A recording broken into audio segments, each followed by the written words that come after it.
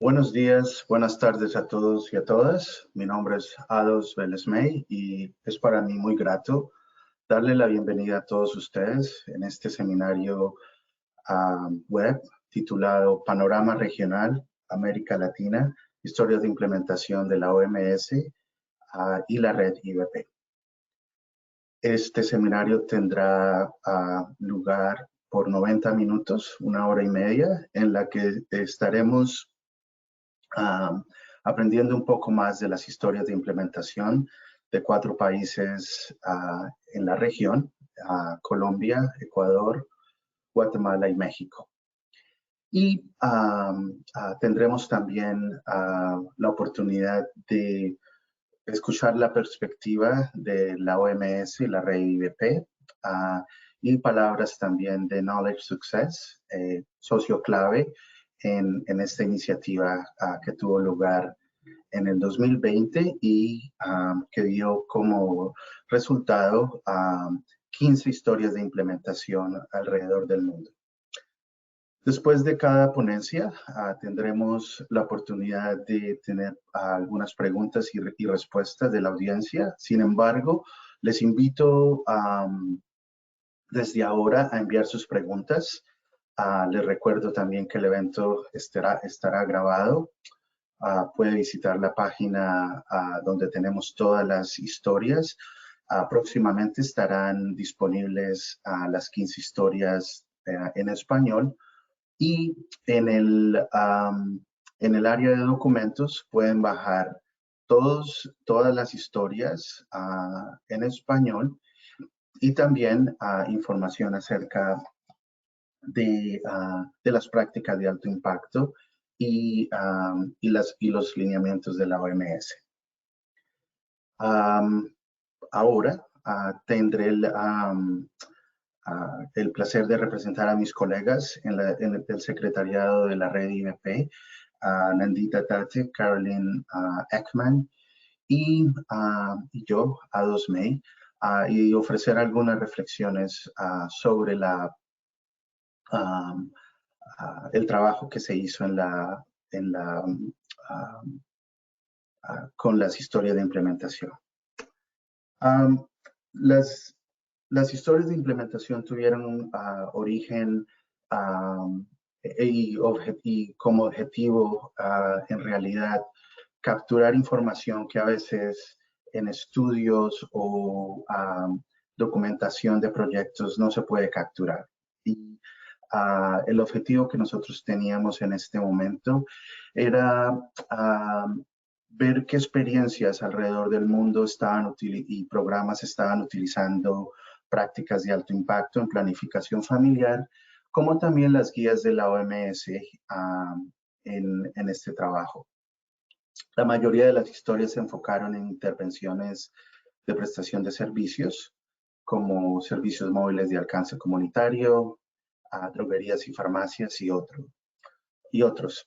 Las historias también destacaron prácticas de alto impacto en el ámbito propicio para la planificación familiar, como políticas, financiación pública nacional y también servicios adaptados y enfocados a adolescentes.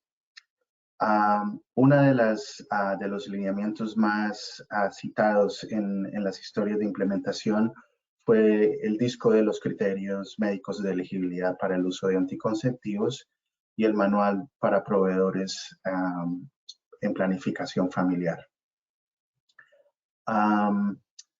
Les quería compartir también que los temas claves y el aprendizaje, las lecciones aprendidas a través de esta experiencia de trabajo con nuestros socios que ganaron este concurso, es lo que ven en pantalla. Así que no lo repetiré, pero quisiera recalcar que las prácticas de alto impacto son claves para la calidad de nuestros programas, pero también estamos conscientes que no son implementadas en aislamiento.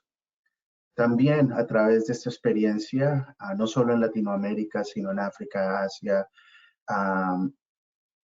aprendimos que existen otras buenas prácticas de implementación que son vitales para para el exitoso cumplimiento de un programa. Vimos también que al enlazar las guías de la OMS con prácticas de alto impacto, podemos fomentar la calidad en programación. Y por último, que el apoyo técnico y financiero para documentar las prácticas nos da una oportunidad de intercambio para aprender internamente como red, cómo documentar y fomentar este trabajo, pero para también aprender lo que nuestros socios y organizaciones están llevando a cabo en el campo. Y para esto, también quería recalcar que una de las cosas que aprendimos más en este trabajo de equipo, porque fue realmente un trabajo de equipo entre nuestros socios alrededor del mundo, las organizaciones que escribieron las historias de implementación y la red IBP, que como ustedes bien ya saben, documentar conlleva ciertos desafíos.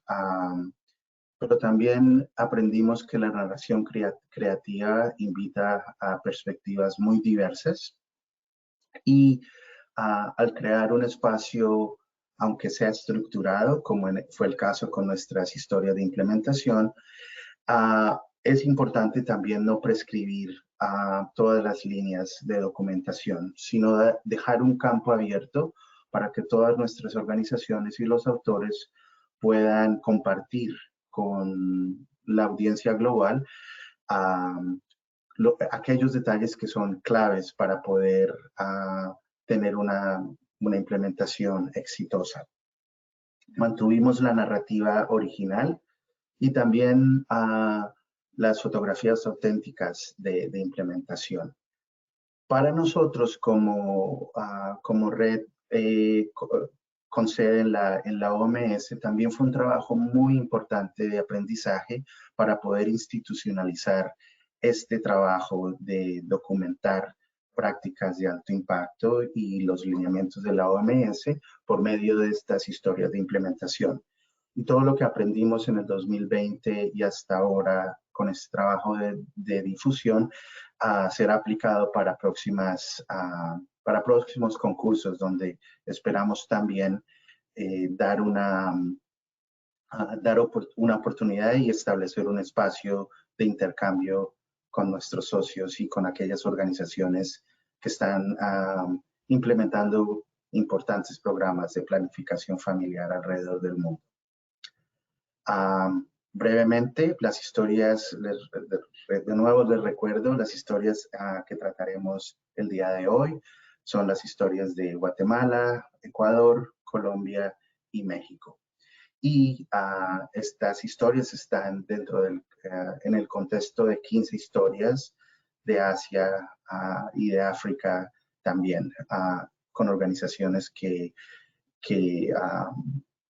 también escribieron historias de implementación.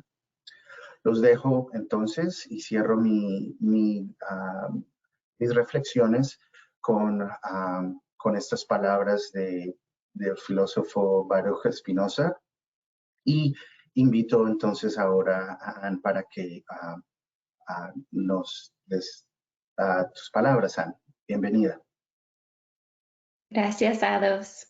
Hola, buenos días a todos. Me llamo Ann Ballard Serra y trabajo con el proyecto Knowledge Success con el Centro de Programas de Comunicación con la Universidad de Johns Hopkins. Y hoy voy a hablar sobre el proceso, la creación y la promoción de las historias de implementación de EBP. Y siguiente, por favor, Ados. Gracias. El objetivo de documentar estas historias fue comprender y documentar mejor las experiencias de la vida real y las lecciones aprendidas de los socios a implementar prácticas de alto impacto y las guías y normas de la OMS. Siguiente, por favor. Entonces, en primer lugar, ahorita voy a hablar sobre el proceso de selección. Siguiente. Realizamos una llamada para historias y recibimos 110 propuestas Tuvimos un panel de miembros del comité directivo del EBP por el proceso de selección y cada propuesta fue revisada por 2 miembros diferentes del comité utilizando una hoja de puntuación. Y luego nos reunimos y discutimos e hicimos nuestras selecciones finales. Pero, por supuesto, no fue fácil seleccionar las historias ganadoras. Inicialmente solo íbamos a publicar 3 a 5 historias, pero lo aumentamos a 15 porque teníamos muchas propuestas excelentes. Y al final terminamos seleccionando 12 en inglés, 2 en español y 1 en francés.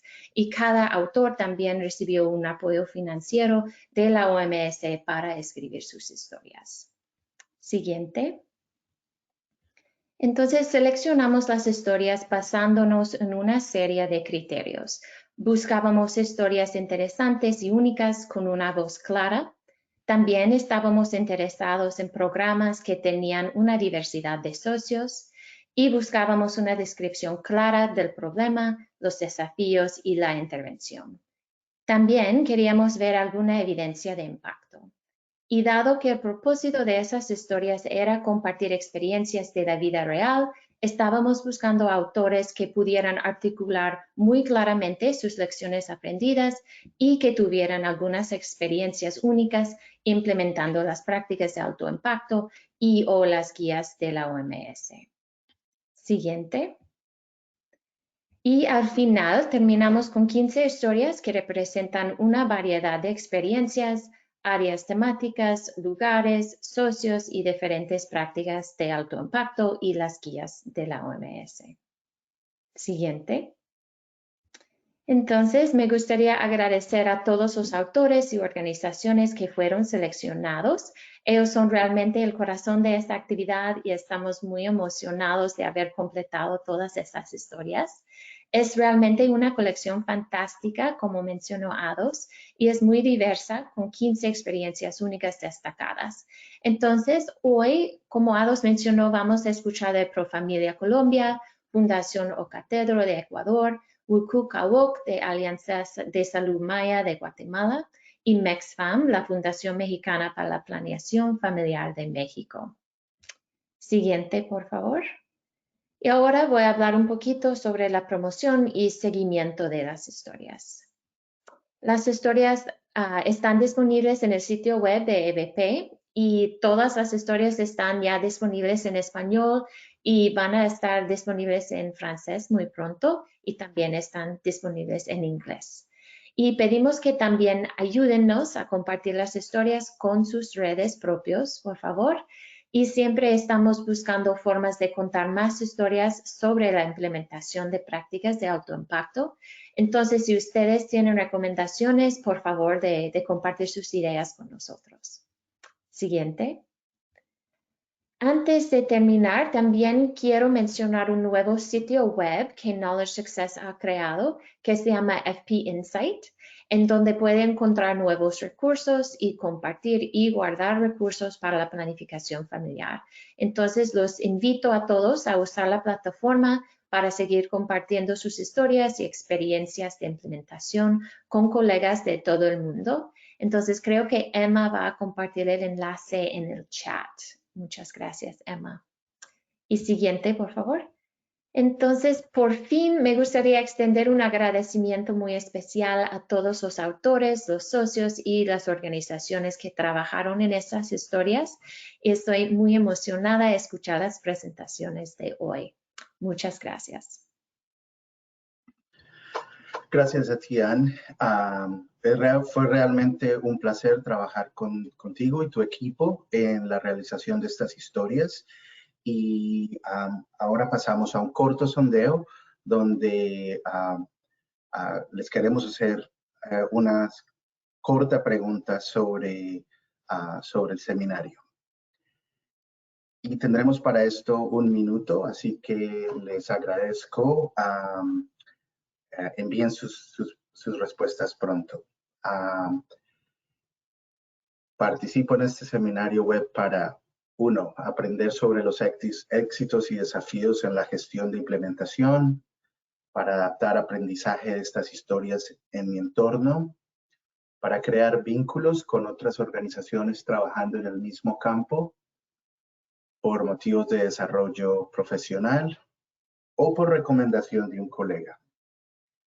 Hasta el momento tenemos más o menos el 45% de nuestra audiencia respondiendo al sondeo y en unos segundos estaré cerrándolo para poder compartir con ustedes los resultados. Perfecto.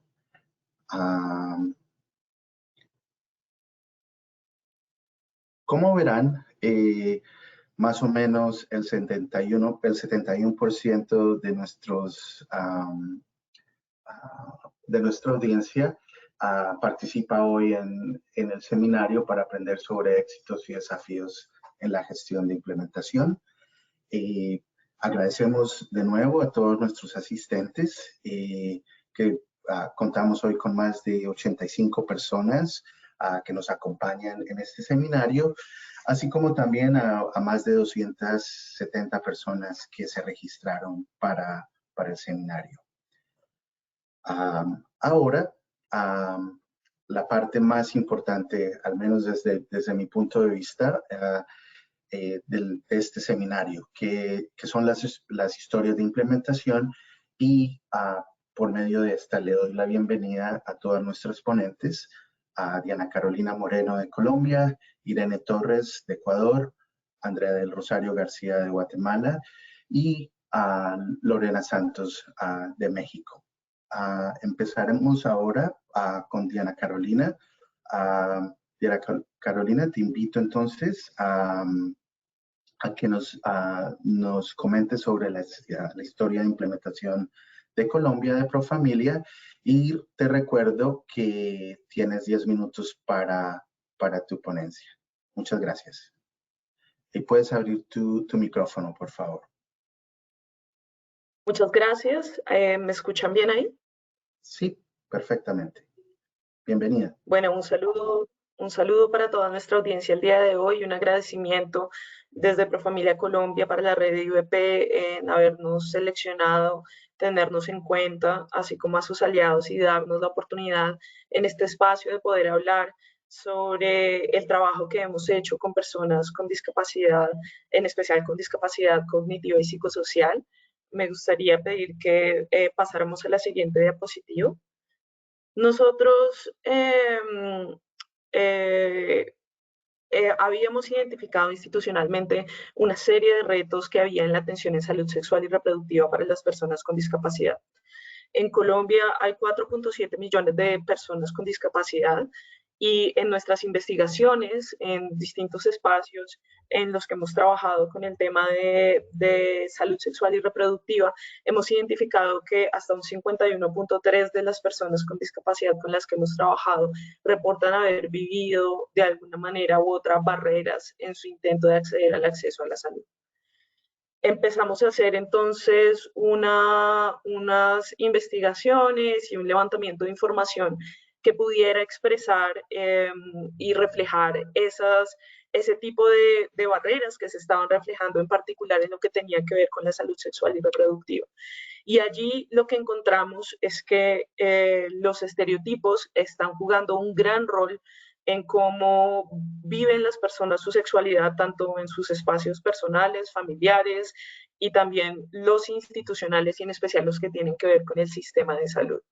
Por una parte, la idea o la creencia de que las personas con discapacidad son personas que no son asexuadas o que son como niños y por tanto no deben tener ningún tipo de expresión de su sexualidad.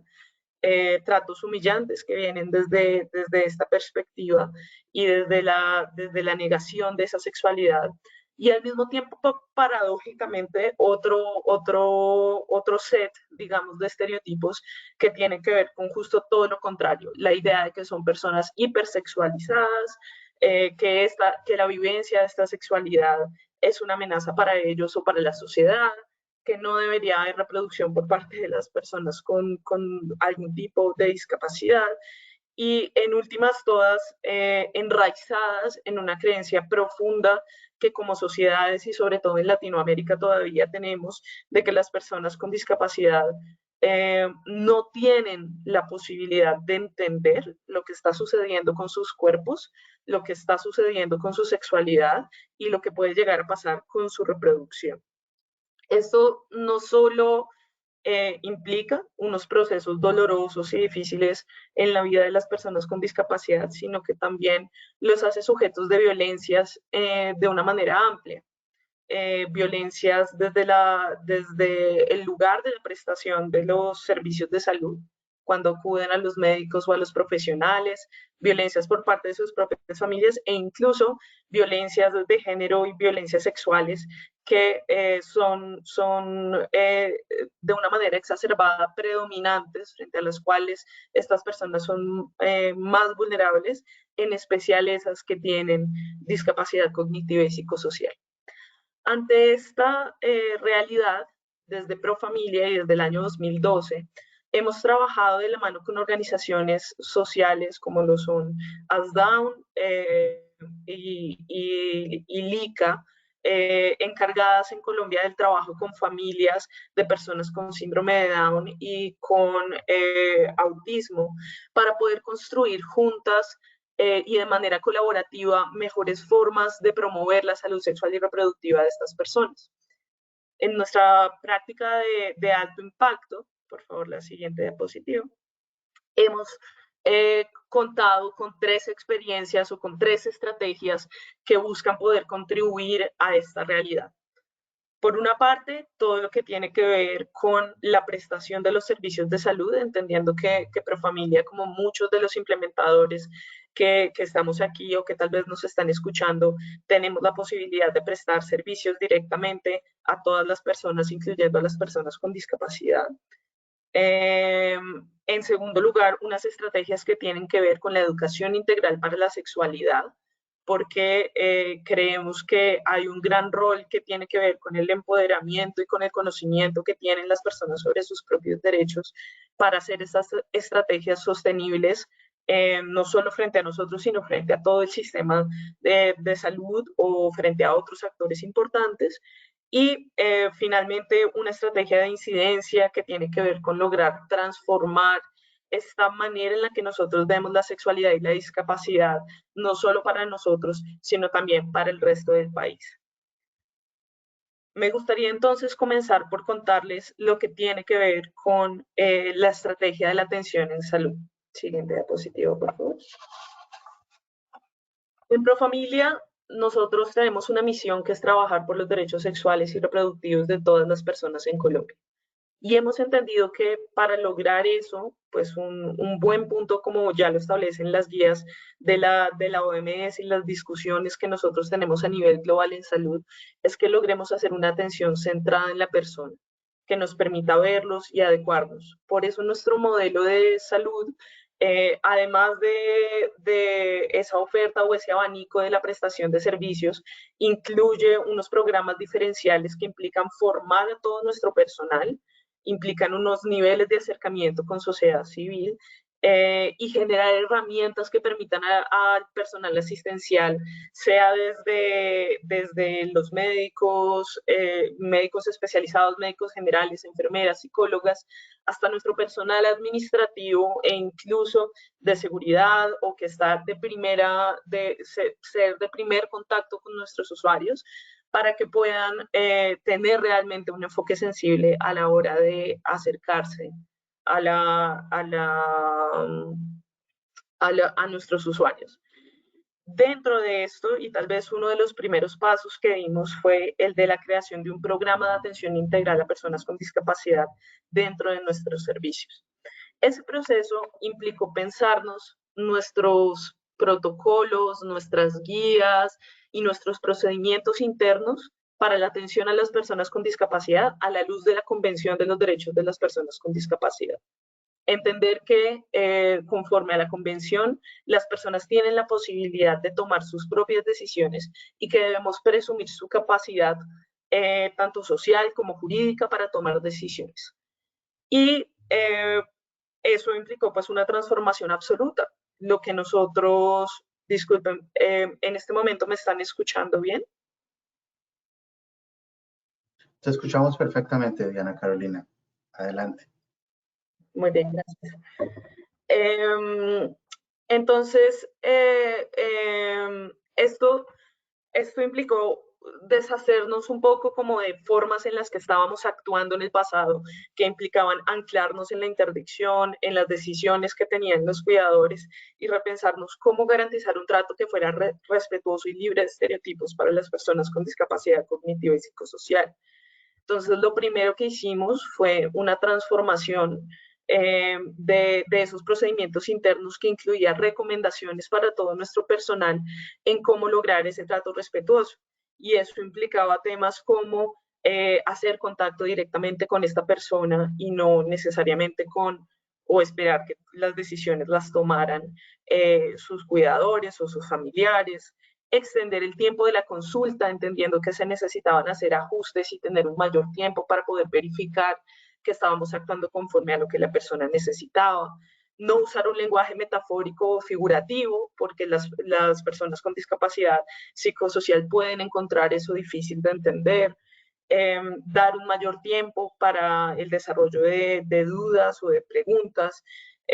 Poder consultar a las personas que son familiares, acompañantes o cuidadores sobre cómo se expresa esa persona, cómo se entiende, cómo nos habla de lo que le gusta y de lo que no le gusta, para que el médico pudiera incorporar esas recomendaciones en su comunicación con la persona. Utilizar o ensamblar nuestro sistema de atención con el de intérpretes para que se pudiera de esa manera garantizar la comunicación con personas que tuvieran discapacidad auditiva y lograr un sistema de valoración de esos apoyos y ajustes razonables que necesitaban las personas para preparar la consulta. Lo cual también nos permitía no solo brindar una mejor atención, sino validar todo lo que tenía que ver con el tema del consentimiento informado. Cómo lograr el consentimiento formado directamente de la persona, habiéndole logrado expresar de una manera en la que pudiera entender las cosas que estaban en juego en sus decisiones de salud sexual y reproductiva.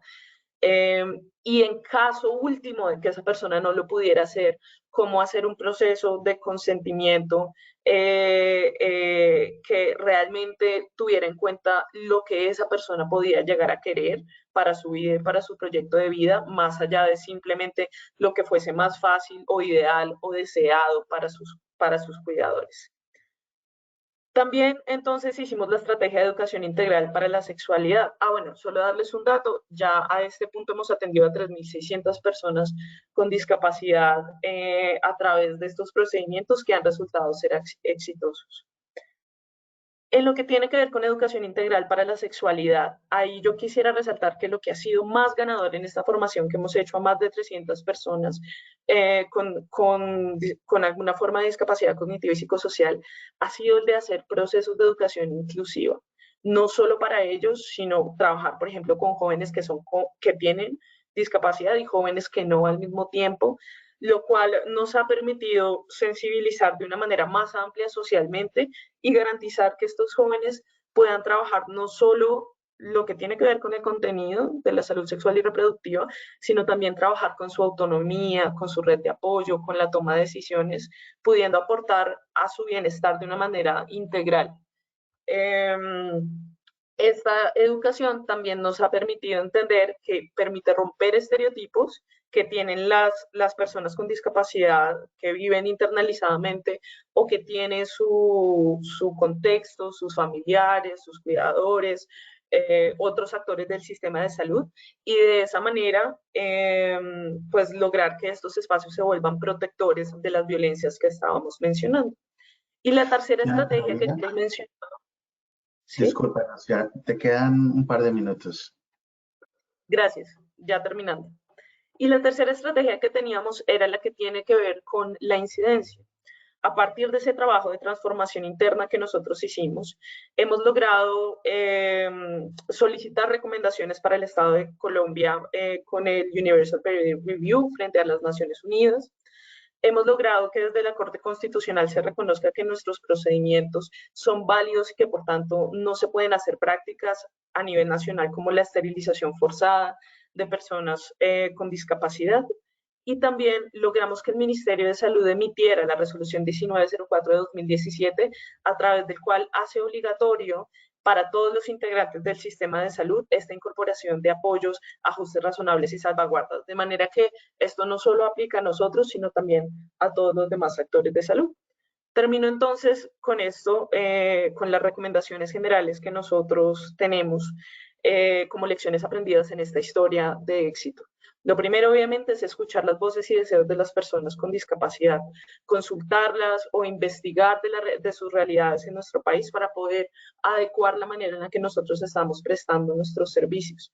Lo segundo es generar espacios de formación y capacitación con todos los actores relevantes dentro del sistema de salud y sociales para poder derribar estas barreras actitudinales, mitos y estereotipos que se manejan y garantizar que la atención que se dé sea respetuosa y adecuada. Lo tercero es la participación de organizaciones de personas con discapacidad y de sus familiares dentro de las actividades que hacemos, en especial esas que tienen que ver con educación integral para la sexualidad y en seguimiento a nuestras acciones de salud, lo que nos garantiza que vamos a llegar a ellos realmente atendiendo a sus necesidades. Y finalmente, siguiente diapositiva, por favor.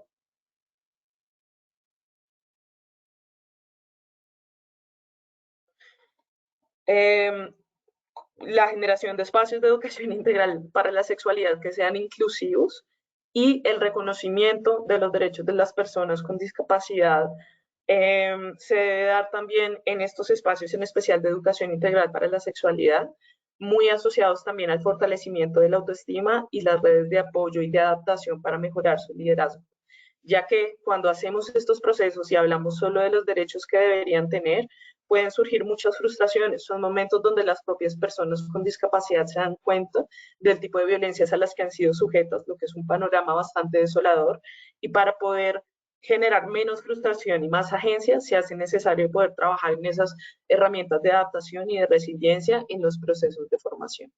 Muchas gracias y quedo atento a todas sus preguntas. Gracias, Diana Carolina. Le recuerdo a nuestra audiencia, a nuestros participantes, que pueden enviar sus preguntas por medio de la caja de preguntas en su panel de control. Y de nuevo, te doy las gracias Diana Carolina, por esta importante contribución. Ahora pasamos y tengo el gran placer de presentarles a Irene Torres, que es directora técnica de la Fundación Octaedro, y que nos va a presentar el día de hoy la experiencia de implementación en Ecuador. Irene, adelante, por favor. Muchas gracias, Dados. Saludos con todas y con todos. Sí, por favor, pueden poner la siguiente diapositiva. Bien, nuestro proyecto se centra en los jóvenes promotores de la provincia de Esmeraldas, que es una zona marginalizada en Ecuador, con el objetivo de disminuir el embarazo adolescente. Siguiente, por favor. Como ustedes deben saber, en Ecuador la tasa de nacimiento de mujeres entre 15 y 19 años está por encima del promedio regional, que es alrededor de 66.5 nacidos por cada 1000 mujeres. No solo está encima del promedio, sino que es una de las más altas de la región. Al igual que en nuestros países vecinos y países también de América Latina, los servicios de salud están sobrecargados, especialmente en el nivel primario, que es donde ustedes saben que se hace este tipo de actividades de prevención y promoción de la salud. Entonces, hay muchos límites en los recursos para que los servicios sean amigables en el ámbito de la salud sexual y reproductiva. Incluso hay estudios en Ecuador sobre violencia ginecobstétrica y con mayor incidencia en áreas con minorías étnicas. El caso de la provincia de Esmeraldas es una de ellas, es una minoría étnica afroecuatoriana. En Ecuador, al igual que en países como Chile y más recientemente Brasil, Colombia, ha habido una crisis sociopolítica muy profunda que se agravó en el año 2019 y que es consecuencia de una crisis económica anterior, casi desde el 2017, un poco antes. Entonces, ha habido poco financiamiento en el sector de salud y además el país se estaba recuperando del llamado Plan Familia, que había revertido los avances previos en materia de prevención de embarazo adolescente, que había empezado finalmente a disminuir en Ecuador, porque se centraba en la abstinencia casi exclusivamente. Entonces, el nuevo plan que inicia en el 2017 nuevamente retoma un trabajo más integral y también más educativo, no solo basado en el temor, por ejemplo, o en la, como decía, en un enfoque muy estrecho de abstinencia, ¿no? Siguiente, por favor. Entonces, este trabajo en la provincia de Esmeraldas involucró principalmente al Ministerio de Salud y al Ministerio de Educación. Hubo apoyo del UNFPA, que tenía ciertas metodologías y también tenía facilitadores, ¿no? Entonces, como yo decía, en Esmeraldas es una provincia con alto índice de pobreza, muy marginalizada, tiene una deserción escolar también alta en relación o no con el embarazo juvenil y la violencia general, violencia sexual y el incesto también están naturalizados. Este es un problema en Ecuador y también particularmente en la provincia de Esmeraldas. Entonces, la metodología Rurancapac, que significa para hacerlo en quichua, que es una lengua ancestral en Ecuador, que es una metodología activa, ¿no? Ayudó a tener un abordaje integral que consideraba las causas de una sexualidad temprana, así como los efectos de esta sexualidad temprana. Entonces, no se limitaba solo a prevenir el embarazo, se trabajaban otros ámbitos, como puede ser la prevención de la violencia en el hogar, en el ámbito comunitario y otro tipo de prevenciones de salud. Y también nos permitía trabajar en las instituciones educativas, también a través de clubes, por ejemplo, en la que los jóvenes podían organizarse de manera un poco más autónoma o independiente. Y en los mismos centros de salud que articulaban con este proyecto y que se concentraron en crear espacios amigables para los jóvenes y relaciones amigables con los jóvenes. Y al centro de esto estaban los comunicadores pares, es decir, jóvenes de las mismas comunidades, de los barrios, de los colegios, que se involucraban activamente, especialmente en los clubes, y organizaban actividades con sus compañeros de acuerdo con las necesidades y demandas del contexto específico, ya sea del colegio, de la comunidad o del club. Siguiente diapositiva, por favor. Entre los aprendizajes y las recomendaciones que se ganaron en este trabajo, que se suspendió por la pandemia, porque las clases en Ecuador se suspendieron de manera indefinida por más de un año calendario debido a la pandemia, y recién se están recobrando las clases presenciales, pero hasta ese momento los aprendizajes y las recomendaciones que se ganaron son, como ustedes saben, el trabajo intersectorial, que es un lugar común decir se debe trabajar de manera intersectorial. La pregunta es cómo. Entonces, el Ministerio de Salud y el Ministerio de Educación, cada uno en su propio espacio de interacción con jóvenes, es decir, no juntos en el espacio del otro, sino cada uno en su ámbito, en donde interactúan con jóvenes, podían complementar lo que se realizaba en otro sector. Y también permitía que entre los sectores educativo y de salud puedan aprender los unos de los otros. Y esto es importante porque a veces se exige que se trabaje en conjunto en un espacio específico y eso dificulta la logística y también de acuerdo con los horarios propios de cada sector, ¿no? El servicio de salud y las instituciones educativas. También que las actividades se concentren menos en educar por medio de la capacitación, que ha sido una mecánica muy común en Ecuador, y que más bien se aborden las causas propias del embarazo juvenil desde las raíces, ¿no?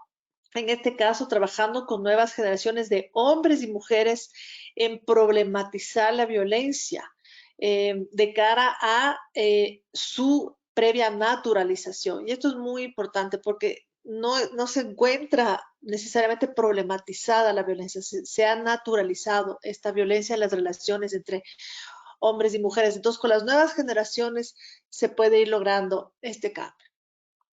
También el énfasis en las capacidades locales permitió un abordaje interdisciplinario, es decir, que no sea especializado, que no sea medicalizado. Entonces, esta perspectiva más amplia también permite que los jóvenes no necesiten conocimientos profesionales, conocimientos tan específicos, ¿sí? Y esto da como resultado, porque esa era la meta final del trabajo, un crecimiento personal de los jóvenes dentro del entorno social en el que ellos se desarrollan. Entonces, esto ayuda a descentrar, ¿sí?, el énfasis de este tipo de iniciativas de prevención y promoción de la salud. Descentramos de lo individual y descentramos de lo individual hacia lo social y se descentra de ver a la salud como un problema a resolver, ¿sí?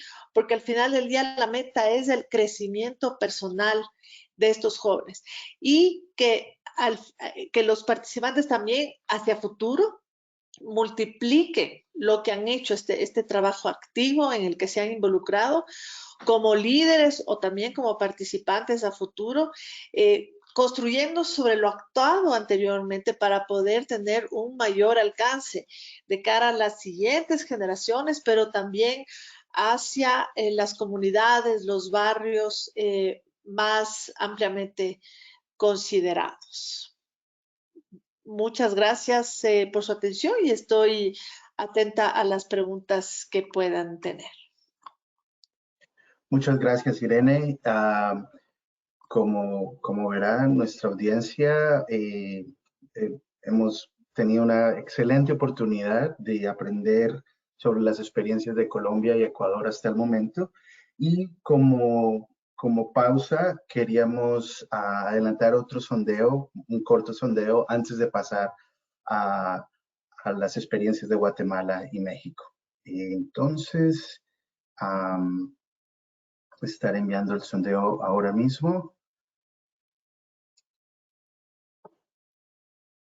La pregunta es, las prácticas de alto impacto en planificación familiar y las guías de la OMS que conozco más son los criterios médicos de elegibilidad, los servicios de anticoncepción adaptados y o enfocados a los adolescentes, los servicios móviles de alcance comunitario, el Manual Mundial para Proveedores en Planificación Familiar, o la práctica de política en construir la base para sistemas, servicios e insumos, de la cual el ejemplo de Profamilia es clave. Gracias a todos y a todas que están participando en la encuesta. Es muy interesante ver sus respuestas y ver cuáles son las guías o las herramientas con las que ustedes están más familiarizados o familiarizadas. Doy cierre a esta y les comparto brevemente los resultados. Los criterios médicos de elegibilidad, así también como hay un empate entre los servicios de anticoncepción adaptados a los adolescentes y el Manual Mundial para Proveedores. Muchas gracias y pasamos ahora, le damos la bienvenida a Andrea del Rosario García de la organización Wuku Kawok de Guatemala. Andrea, tienes la palabra. Muchas gracias, Ados. Buenos días a todos. Para mí es un gusto estar con ustedes el día de hoy compartiendo nuestra experiencia desde Guatemala en Wuku Kawok. Gracias a la red IBP por esta oportunidad de poder compartir nuestras experiencias y asimismo escuchar experiencias de otros países. La siguiente, por favor. Entonces, pues voy a estar compartiendo con ustedes algunas imágenes de nuestro programa a través de mi presentación para que puedan conocer un poco más de cerca nuestro equipo de trabajo y cómo es que llevamos a cabo los servicios de salud que vamos a presentar a continuación. Los servicios móviles de alcance comunitario para mujeres en el área rural es específicamente nuestra intervención que vamos a presentar el día de hoy. Al mismo tiempo les voy a compartir cómo esto nos ha ayudado a superar múltiples barreras de planificación familiar voluntaria en nuestro país con las particularidades que tenemos también acá en Guatemala. Siguiente, por favor. Entonces, Guatemala pues se caracteriza por ser un país pluricultural, plurilingüe, ¿verdad? Hay mucha riqueza acá de nuestra historia como país centroamericano y esta misma riqueza cultural pues trae consigo dificultades, ¿verdad? Que se van a reflejar en muchos servicios públicos, ¿verdad? En uno de ellos pues los servicios de salud pública, como mencionaba bien otros países también de Latinoamérica, que los países pues están sobresaturados, ¿verdad? Con pocos recursos y específicamente en Guatemala, ¿verdad? Donde tenemos un país plurilingüe, ¿verdad? Tenemos muchas personas en el área rural que hablan a veces solo un idioma de los más de 20 idiomas mayas que tenemos en Guatemala y son muy pocos los servicios de salud que ofrecen atención médica, ¿verdad? O atención primaria en estos idiomas mayas, ¿verdad? Entonces, siguiente, por favor. Entonces, básicamente les voy a contar el problema que nosotros encontramos o hemos estado tratando de mitigar, ¿verdad? Con nuestro programa de salud de la mujer dentro de la organización y luego ya vamos a entrar a conocer un poquito más la intervención. Entonces, como les decía, ¿verdad? Siendo Guatemala un país con muchas características culturales particulares en cuanto a idioma y cultura, ¿verdad? El acceso a servicios de salud de calidad se vuelve difícil. Como podemos ver acá en la última encuesta nacional que se realizó en el 2015, pues podemos ver cómo en la línea celeste, ¿verdad? Están las mujeres en el área rural. Y luego en la línea verde tenemos a mujeres en edad reproductiva en las áreas urbanas y su utilización de métodos de planificación familiar.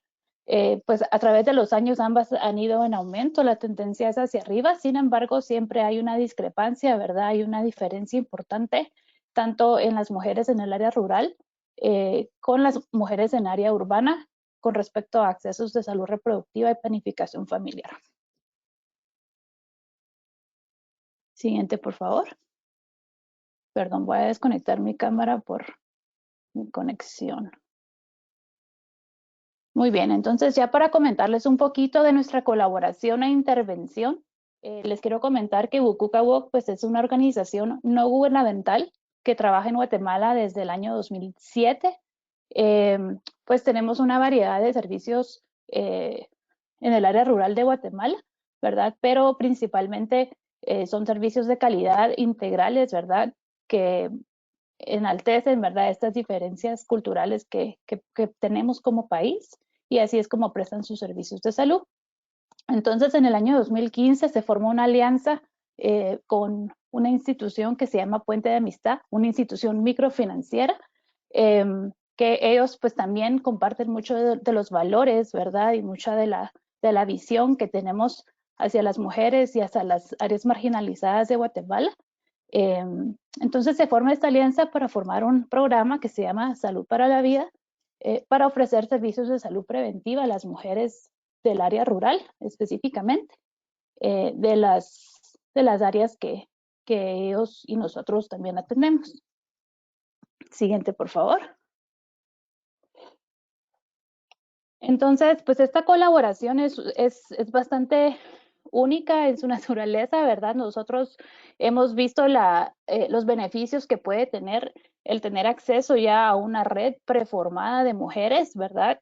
El cual Puente de Amistad nos brinda.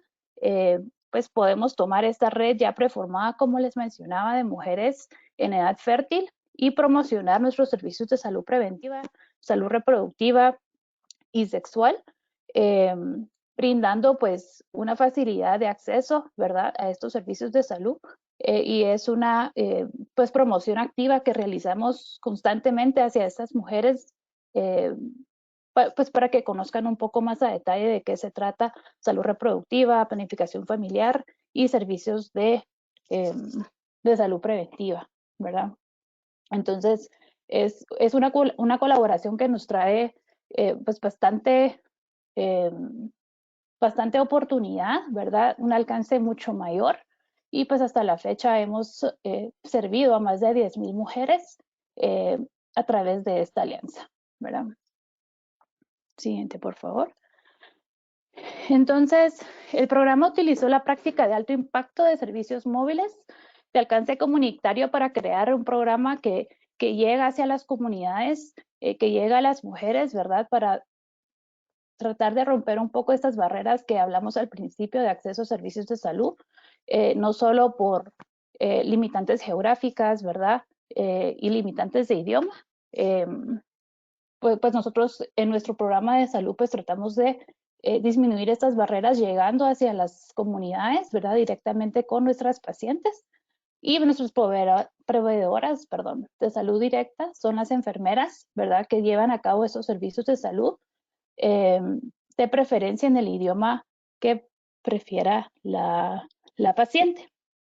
Entonces, nuestras enfermeras altamente capacitadas, ¿verdad? Pues tratamos de seleccionar a nuestro equipo de salud con enfermeras que son propias de las comunidades a las que sirven, ¿verdad? Entonces, esto nos garantiza que podamos brindar los servicios de salud en el idioma que prefieran nuestras pacientes, y así la consejería, la intervención, pues va a ser mucho mejor aprovechada por nuestras pacientes, ellas sintiéndose más cómodas con el encuentro, ¿verdad? Siguiente. Muy bien. Entonces, como les mencionaba, nuestras enfermeras pues también han sido capacitadas en metodologías de consejería, como lo es toma de decisiones compartidas. Consideramos que el hecho de brindar a nuestras pacientes toda la información, ¿verdad? Comprender cuáles son sus preferencias, cuáles son sus limitantes, nos puede ayudar a llegar a una decisión mucho más autónoma, ¿verdad? Y mucho más segura de parte de la paciente con respecto a sus necesidades, ¿verdad? De salud reproductiva. Entonces, a través de una consejería de planificación familiar, como lo es toma de decisiones compartidas, logramos conversar con nuestras pacientes, ganándonos su confianza, ¿verdad? Y finalmente llegando a una decisión, ya sea utilización de un método o no utilización de un método, ¿verdad?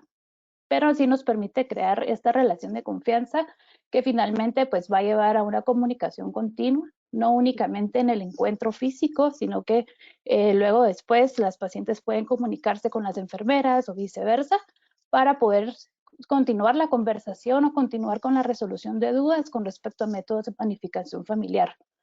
Entonces, aparte del Manual Mundial para Proveedores de Planificación Familiar que utilizamos como base, también agregamos un currículum de toma de decisiones compartidas para tratar de fortalecer nuestra consejería alrededor de métodos de planificación familiar y lograr una mejor utilización de este servicio. Siguiente, por favor. En resumen, entonces, nuestra intervención trata de unir, ¿verdad?, estas 4 ideas principales para tratar de lograr servicios de salud reproductiva con un mayor alcance y autonomía, ¿verdad?, en la toma de la decisión. La pertinencia cultural para nosotros es clave y creemos que ha sido una gran parte del éxito del programa.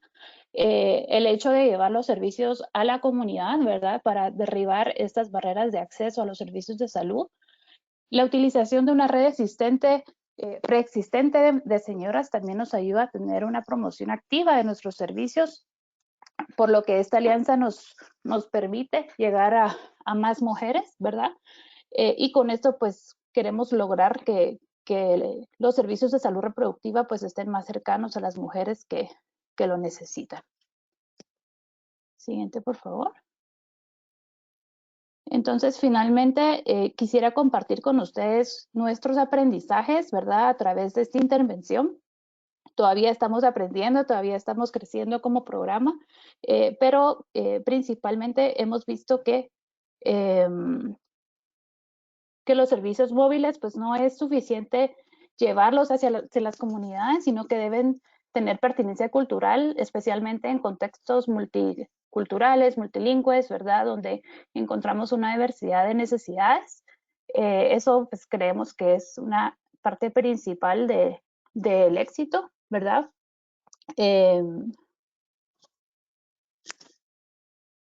Perdón. También entonces la atención domiciliaria requiere de seguimiento, ¿verdad? Entonces no únicamente del encuentro con la paciente, sino que luego del primer encuentro, pues un seguimiento con nuestros pacientes ha sido fundamental. El poder resolver dudas con las pacientes luego de la toma de la decisión sobre efectos secundarios, sobre qué es lo que viene después de iniciar el método de su elección ha sido también bastante importante en la aceptación de los métodos, ¿verdad? Así como la continuidad de los métodos. Entonces, más o menos, con nuestra experiencia, del 78 al 80% de las mujeres que inician con un método continúan con este método al año. Y creemos que este seguimiento es una parte importante de eso. También el enfoque innovador longitudinal, ¿verdad? El hecho de a través del tiempo, ¿verdad? Poder acompañar a nuestras enfermeras en sus capacitaciones, acompañarlas en campo, la supervisión que también se necesita para, después de las capacitaciones iniciales, poder acompañarlas en encuentros con sus pacientes y motivarlas a seguir utilizando la metodología, también ha sido otro aprendizaje importante en el programa, ¿verdad? La rotación de personal, pues siempre creo que es una barrera importante en muchos servicios de salud, ¿verdad? El capacitar a un equipo para luego perderlo, ¿verdad? Entonces, a veces es importante cuando reclutamos a las enfermeras, pues tratamos de siempre ver por el interés que ellas tienen en salud comunitaria, ¿verdad? Cuál es su interés de incorporarse a la organización y también su deseo de aprender y de crecimiento ha sido importante, de seguir fortaleciendo sus conocimientos. También funciona como un factor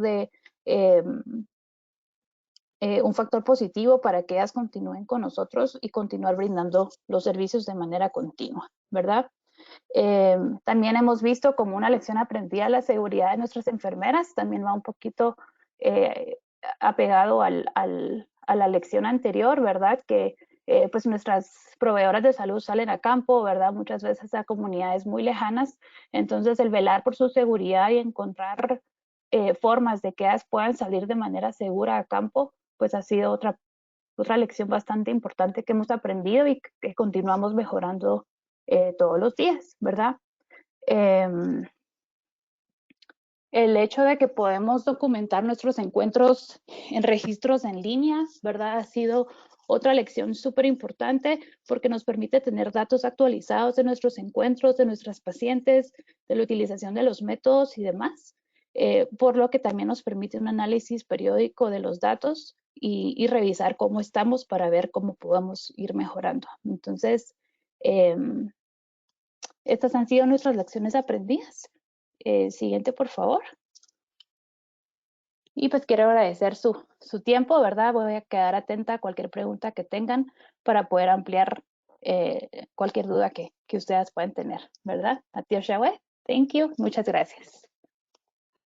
Muchas gracias, Andrea. Y gracias también a todos nuestros participantes y a nuestra audiencia por sus preguntas y sus comentarios. Ahora pasamos a la presentación de MEXFAM, que será llevada a cabo por Lorena Santos Zárate. Lorena, tienes la palabra. Muchas gracias. Muchas gracias a todos. ¿Podemos pasar la siguiente? Para la Fundación Mexicana para la Planeación Familiar, MEXFAM, es un placer compartir este espacio con las colegas y con cada una de las personas que nos acompañan asistiendo y escuchando y estando atentas a nuestra conversación. MexFam es una organización de la sociedad civil mexicana fundada en 1965, es decir, tenemos 55 años de trabajo activo comunitario para favorecer el acceso, la disponibilidad y contribuir a la garantía de los derechos sexuales y reproductivos de todas las personas, en específico de las jóvenes, de las más jóvenes. En este caso, pues lo que les vamos a compartir es una de nuestras historias que forman parte de nuestra historia institucional, que se conoce como farmacias solidarias, que justamente es una estrategia que permite el fortalecimiento de las capacidades, tanto técnicas como funcionales, en los farmacéuticos, es decir, en aquellas personas que venden en mostrador anticonceptivos, ¿no? A los que denominamos para fines específicos farmacéuticas, y que justamente son los puntos, la siguiente, a los que acceden las personas jóvenes. Fuentes oficiales a modo de antecedente de esta estrategia es que en 1988 ya fuentes oficiales nos indicaban que la farmacia era el principal punto de servicios al cual acudían las personas entre 15 a 44 años de edad, es decir, las mujeres en edad reproductiva, y 10 años después en fuentes propias desarrolladas por MexFam con un despacho externo en el marco de su programa Gente Joven, y que se conoce como encuestas Gente Joven, así tal cual, pues daban cuenta de la importancia y los vacíos que existían en esta atención a los adolescentes. En 2002, MexFam, basado en estas evidencias, tanto oficiales como propias, desarrolló esta primera estrategia de farmacias amigables, así la denominábamos, porque justo buscábamos que la atención que diera el farmacéutico fuera amigable, apegada a derechos, basada en evidencia, para que durante la transacción se facilitara un servicio más integral. Esta estrategia ha venido trabajándose a lo largo de los años en diferentes puntos, y ya en 2007 nos empezaba a mostrar que debíamos empezar a mirar la estrategia de manera diferente, a contextualizarla en un escenario diferente, porque sin duda los tiempos cambian, aún con que México es un país muy heterogéneo. En 2014-2016 rediseñamos la estrategia, es decir, es un trabajo acumulado de al menos 10 años, y desarrollamos, basada en evidencia, una estrategia esta nueva estrategia renombrada como Farmacia Solidaria. Siguiente. Con datos más actuales y fuentes oficiales, pues bueno, hay 3 puntos de servicios a los que se puede acceder a un anticonceptivo, y de hecho acceden las mujeres entre 15 a 44 años de edad en México. Entonces, ya los datos oficiales de 2014 pues nos decían que la farmacia era el segundo punto, ya no era el primero como décadas anteriores, sino ya era el segundo punto de acceso a servicios, a anticonceptivos, perdón, pero también a consulta privada en sus consultorios. En México existen mucho estas modalidades de farmacias pequeñas, farmacias que encontramos prácticamente en cada 2 esquinas, en cada 2 cuadras de la calle, que tienen también consultorios médicos, y que son diferentes tipos de farmacias pequeñas, farmacias que surgen de familias en la comunidad, de vecinas en la comunidad, pero también de cadenas farmacéuticas que también tienen ambas, ya sean pequeñas o grandes, la responsabilidad para la garantía de los derechos y la salud sexual y reproductiva de las personas jóvenes. Siguiente. Con fuentes propias, pues, siguiendo con esta misma fuente oficial, el peso que tiene la farmacia desagregando los datos por grupos quinquenales, pues se enfatiza mucho más y tiene mayor peso en los menores de edad, es decir, en aquellas poblaciones entre 15 a 19 años, básicamente los adolescentes, y los más jóvenes de 20 a 24 años. Es decir, tenemos que 4 de cada 10 adolescentes acuden a una farmacia y van a seguir acudiendo a una farmacia para acceder a un anticonceptivo, por considerarlo un espacio más neutral, más confidencial, más seguro para ellos acceder y no ser juzgados o criticados, o porque incluso se pueden mover entre una colonia y otra para poder acceder a un anticonceptivo en el total anonimato. La siguiente. Con base a esto, los campos que fuimos considerando para renovar esta intervención y pasar de una farmacia, de nombrarla farmacia amigable, que solo nos acotábamos al campo de los anticonceptivos y la planeación familiar, a uno más amplio y solidario de las farmacias, pues ubicábamos cuatro campos específicos. Indagamos, la estrategia indaga y atiende 4 campos que son lo que sabe, lo que conoce el farmacéutico, cada una de esas personas que están en mostrador, las creencias que tiene el farmacéutico, la farmacéutica sobre el anticonceptivo, sobre lo que conoce o desconoce sobre la prueba de embarazo para dar una recomendación, pero también lo que explica, sin duda, el sistema de creencias, el sistema de normas sociales y de conocimientos o la información que maneja, influye en la interacción y en la información que da el farmacéutico durante la transacción de compra-venta en mostrador. Y justamente ese hacer es donde también influye y trabaja nuestra estrategia de farmacias solidarias. También otro elemento de este trabajo era que los farmacéuticos se solidarizaran y promovieran los servicios de salud pública, que no los vieran como los competidores, sino justamente como corresponsables para favorecer entornos más amigables, más habilitantes de la salud sexual y reproductiva. Y encontrábamos que tanto los adolescentes como los centros de salud, como los farmacéuticos, desconocen la ruta de atención de los centros de salud, dónde se encuentran, manejan también una serie de mitos y creencias con relación al tipo de servicios que se ofertan en los mismos centros de salud donde ellos trabajan. Siguiente. En ese sentido, la intervención básicamente es una intervención de trabajo comunitario que incluye y que parte de contar con un fuerte equipo de brigadistas, de promotoras, promotores jóvenes que justamente realizan en equipos barrido y mapeo comunitario para identificar aquellas farmacias que existen. Primero debemos de conocer en dónde están, en los horarios que existen, si existe alguna disponibilidad o disposición de participar en esta intervención, pero también los propios promotores, que implica que pasaron por un proceso de capacitación y de fortalecimiento técnico muy sólido, como el que les da MexFam, realizan gestiones en campo, en mostrador, con cada uno de los farmacéuticos e incluso con los administrativos de las farmacias para entablar, invitarles a participar a este trabajo y entonces explicarles por qué la importancia de su rol como promotores de la salud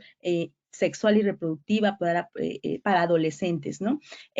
También se desarrolla un diagnóstico, un instrumento que se ha venido fortaleciendo a lo mismo que las intervenciones y los contenidos con el devenir de los años, y ahora tenemos una herramienta específica para detectar las necesidades en estos 4 campos específicos de la salud sexual, salud reproductiva en cada uno de los farmacéuticos que vamos a intervenir.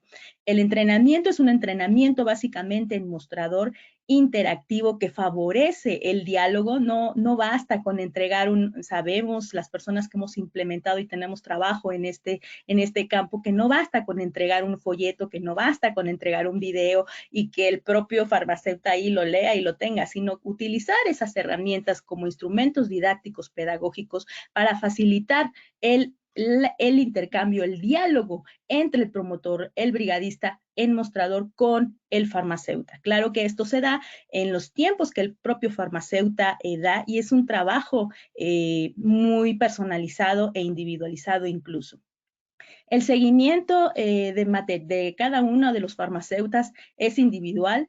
Cada uno de los brigadistas registra en los formatos específicos que así desarrollamos para ello y también le equipan a las farmacias con materiales propios de la institución y son acreditadas como farmacias solidarias específicamente. Y bueno, todo este proceso está acompañado de un cuerpo técnico, o sea, hay todo un equipo técnico que da soporte a los brigadistas para monitorear, para evaluar, para realizar investigación y para también retomar los insumos que se generan desde campo para mejorar propiamente los procesos y diversificar la estrategia en otros nuevos puntos. La siguiente.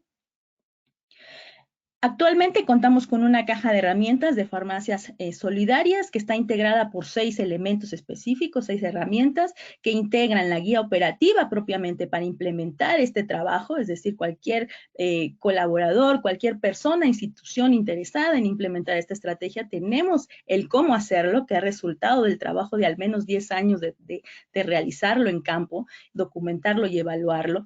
Y también tenemos un arsenal de materiales de apoyo educativo orientativo, pero también que pueden ser de apoyo orientador para las personas que así quieran implementarlo, una metodología de capacitación en mostrador, pero también una metodología de capacitación y entrenamiento de los educadores pares, el cuestionario específicamente para detectar necesidades, la guía de seguimiento de casos y los criterios de acreditación para que una vez que ya llega un punto en el que las farmacias solidarias se acreditan, entonces seguir esta serie de criterios. Siguiente.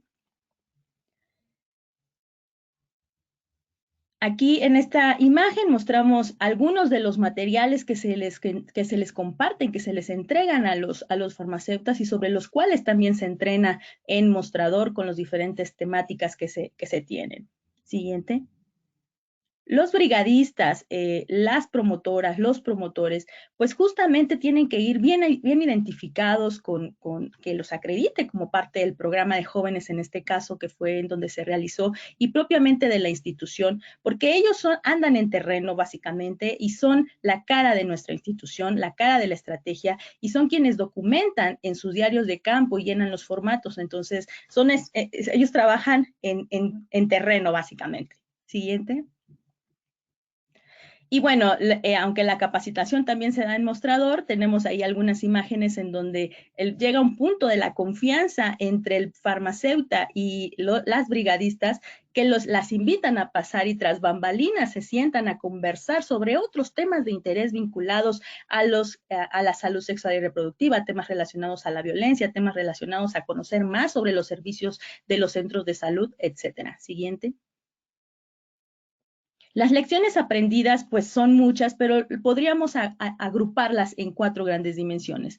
Que esta es una estrategia de capacitación flexible que se da en mostrador y eso implica que debemos de estar atentas y dispuestas a los tiempos que el farmacéutico tenga, porque son los tiempos entre atender a un cliente y después se quedan solos y seguir conversando. Es decir, los promotores, los brigadistas tienen que desarrollar ciertas capacidades y competencias para poder desarrollar este trabajo y que no se frustren en el camino.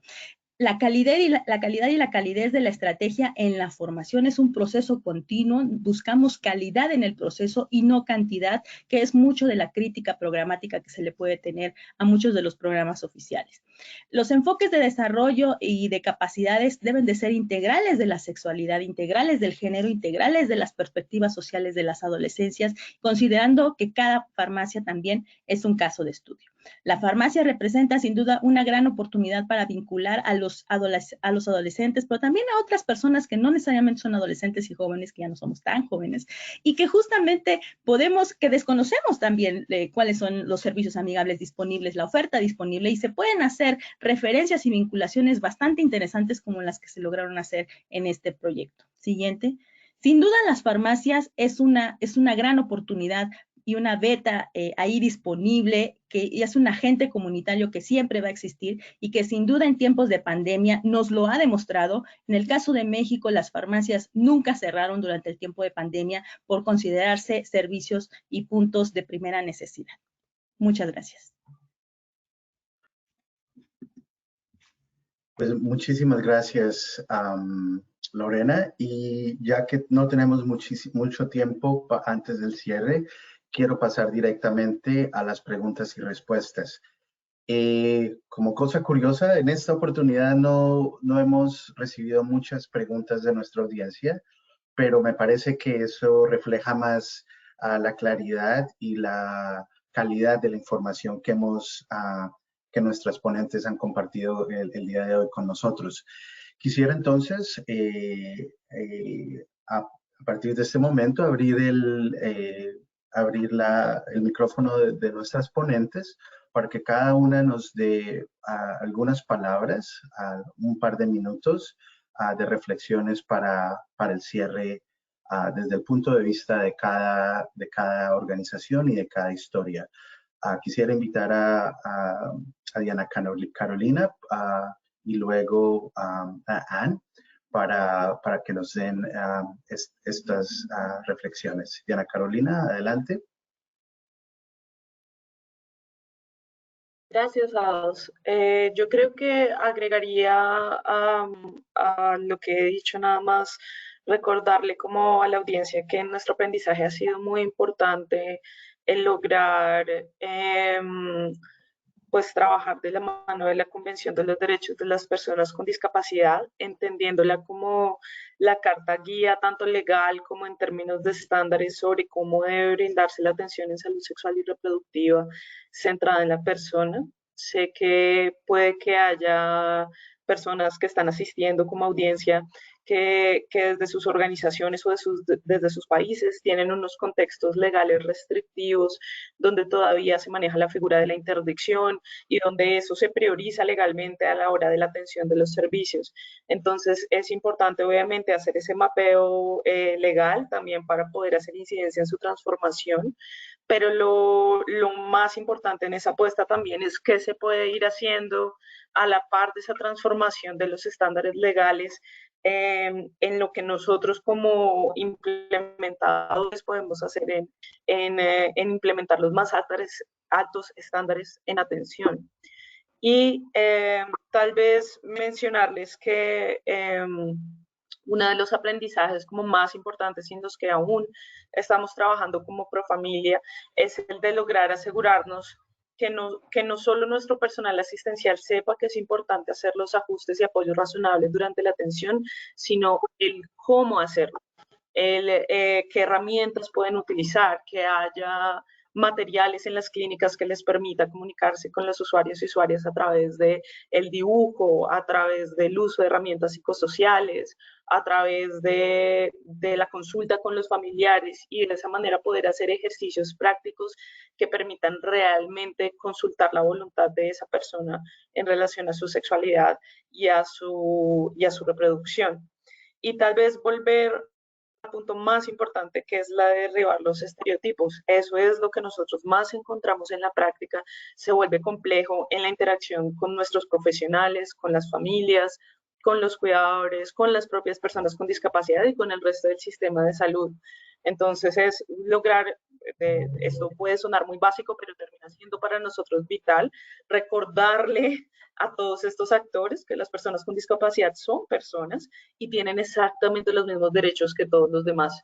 Entonces, los principios y las lógicas que aplicamos en las decisiones del cuerpo que tienen que ver con una persona sin discapacidad son las mismas que tenemos que aplicar a las personas con discapacidad, por más de que por dentro muchos sintamos que haya reparos o que haya cosas por preocuparse al respecto, desde una lógica sea paternalista o incluso a veces excluyente de una forma u otra.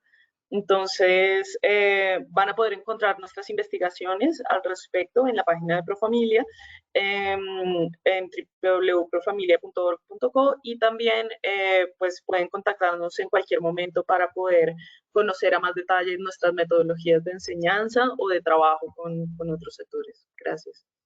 Gracias a ti. Irene, tienes la palabra.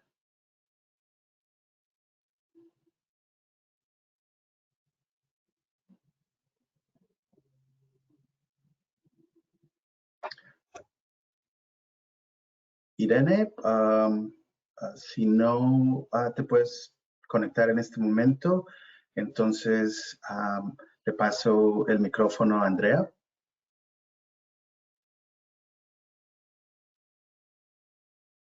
Muchas gracias, Ados. Entonces, solo agradecer por el espacio. De verdad, para WCUC que es un gran privilegio poder estar aquí el día de hoy escuchando estas experiencias y también compartir nuestra experiencia y cómo nosotros estamos tratando de derribar las barreras de acceso a planificación familiar, ¿verdad? A las mujeres en áreas marginales del país, utilizando pertinencia cultural, ¿verdad? Como una piedra angular en nuestros, en la provisión, ¿verdad?, de nuestros servicios de salud. Entonces esperamos puedan leer nuestra historia, aprender un poquito más de nuestra intervención y estamos siempre dispuestos y abiertos a platicar un poquito más de lo que estamos haciendo. Gracias. Gracias, Andrea. Y por último, Lorena, por favor, si nos puedes compartir algunas reflexiones sobre este trabajo, esta experiencia también de trabajar con nosotros y con nuestros socios para desarrollar la historia. Claro, sí, primero agradecer, sin duda, estamos aquí como institución presentando estas lecciones aprendidas y esta metodología de trabajo de esta implementación, gracias a un gran grupo de generaciones, de colegas, de brigadistas que han participado en la institución en diferentes niveles, tanto en la implementación como en el diseño, como en la evaluación, como en la documentación. Y justamente fue posible participar en este proceso gracias a que teníamos las fuentes, las evidencias necesarias, documentadas, y que es justo hacia donde se orienta MEXFAM en el fortalecimiento más interno para la difusión de sus historias. Sin duda, conocer las PAIs, esto fue una gran experiencia, profundizar más en estas PAIs, en las prácticas de alto impacto. Sin duda, seamos organizaciones de la sociedad civil o de gobierno, son puntos referentes que deberíamos estar considerando, y de verdad les invito, a partir del aprendizaje de esta experiencia en la documentación que tuvimos de nuestra historia con apoyo del equipo de la OMS pues, y del IBP, justamente conocerlas, ¿no? No nada más conocer y leer nuestras historias, por supuesto, y las de otras grandes colegas que están ahí, estas 15 historias fabulosas que sin duda se verán reflejadas muchas de nuestras colegas ahí mismo, ¿no? De que hacemos cosas parecidas, pero lo importante es el gran aprendizaje, es documentar estas evidencias, tener las evidencias específicas. Si no lo estamos haciendo, pues es momento de empezarlo a hacer, de conocer estos lineamientos, criterios de la OMS y alinear nuestras intervenciones, porque por supuesto que empatan, ya que somos, en el caso de las organizaciones, como titulares de responsabilidades, nos toca para que justo los titulares de derechos puedan ejercer sus derechos y que los titulares de obligaciones, como es el Estado, puedan garantizarlos. Entonces, es la invitación de verdad a que lean estos documentos, a que naveguen en esta red de la IBP, a que también se suscriban, que es un mundo que uno va conociendo conforme se va introduciendo, y sin duda van a obtener muchos elementos, aparte de nuestras experiencias, para poder, desde el diseño, y si ya la están implementando o la están evaluando, alinear y hacer este match con los lineamientos y estipulados por la OMS. Muchas gracias. Gracias a ti, Lorena. Bueno, yo no creo que pudiera decirlo mejor que tú. Te agradezco muchísimo. Irene, si puedes, por favor, abrir el micrófono, te invitamos a que nos compartas un par de reflexiones antes de pasar a Anne. Bienvenida. Muchas gracias, Ados. Bueno, mi reflexión desde el campo de la educación, que es donde yo más me he desarrollado de manera personal, con el regreso después de la pandemia va a haber muchos retos en las instituciones educativas, en el trabajo con jóvenes, mientras progresivamente regresan a clases, y va a haber un enfoque muy grande en la prevención de COVID-19, ¿verdad? Entonces, tenemos que hacer un esfuerzo importante en no dejarnos llevar por estos enfoques medicalizados, que si bien son importantes en el caso de una prevención de una enfermedad infecciosa tan difícil de controlar como COVID-19, que no nos distraiga del desarrollo personal integral de los jóvenes en las instituciones educativas conforme vayamos regresando a clases presenciales, y que no nos olvidemos que al final del día el COVID-19 no va a ser lo único que les afecte, ¿no? Entonces, eso nada más, y que vayamos pensando cómo va a ser ese regreso paulatino a clases, cómo se va a trabajar con los jóvenes, cómo el Ministerio de Salud también, con los pocos recursos que tiene nuestra región, puede dar atención a temas que no son exclusivamente centrados en COVID. Gracias. Gracias, Irene. Anne, te invito a que nos acompañes en las palabras de cierre. Primero vas tú y luego yo ofreceré un par de reflexiones. Adelante. Ok, muchas gracias. Gracias a todos y en primer lugar quiero agradecer a las ponentes de hoy por sus presentaciones tan increíbles y también por documentar sus experiencias. Y gracias a la red de IBP por su colaboración en este trabajo tan importante. Espero que este seminario web los anime a todos a leer las otras historias y a ayudar a promover estas historias con sus redes. Cada programa tiene una historia interesante que contar y al documentar y compartir nuestras experiencias podemos aprender unos de otros qué funciona y qué no y adaptar estas lecciones en nuestro propio trabajo. Entonces esperamos que esto haya inspirado a otros a continuar el importante paso de documentar y compartir sus experiencias de implementación.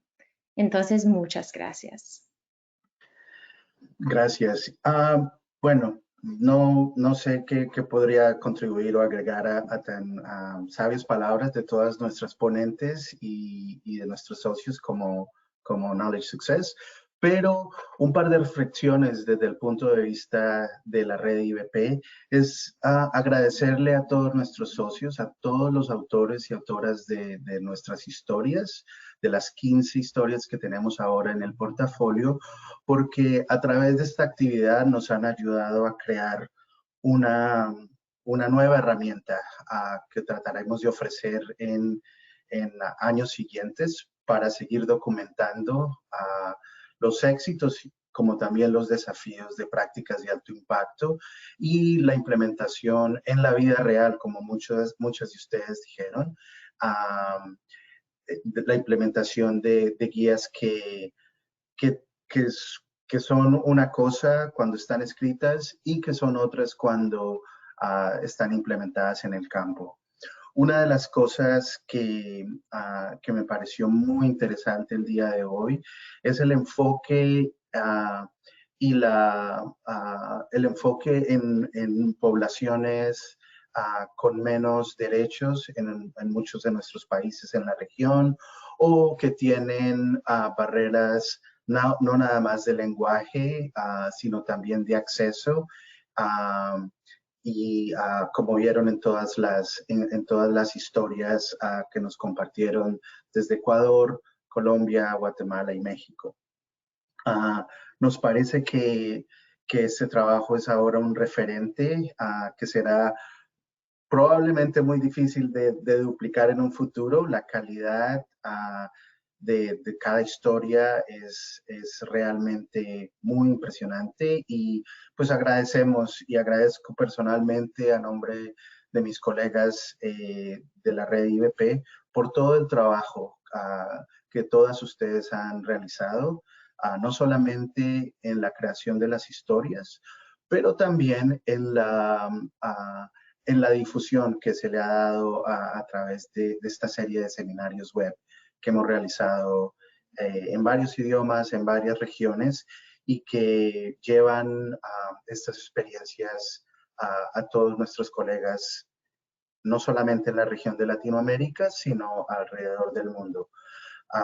Los dejo entonces, les dejo con estas palabras y solamente les quiero agradecer de nuevo por todo este trabajo tan importante y los esperamos y las esperamos en un futuro cercano en otros eventos de la red IBP, de la OMS y de nuestros colegas y organizaciones implementadoras alrededor del mundo.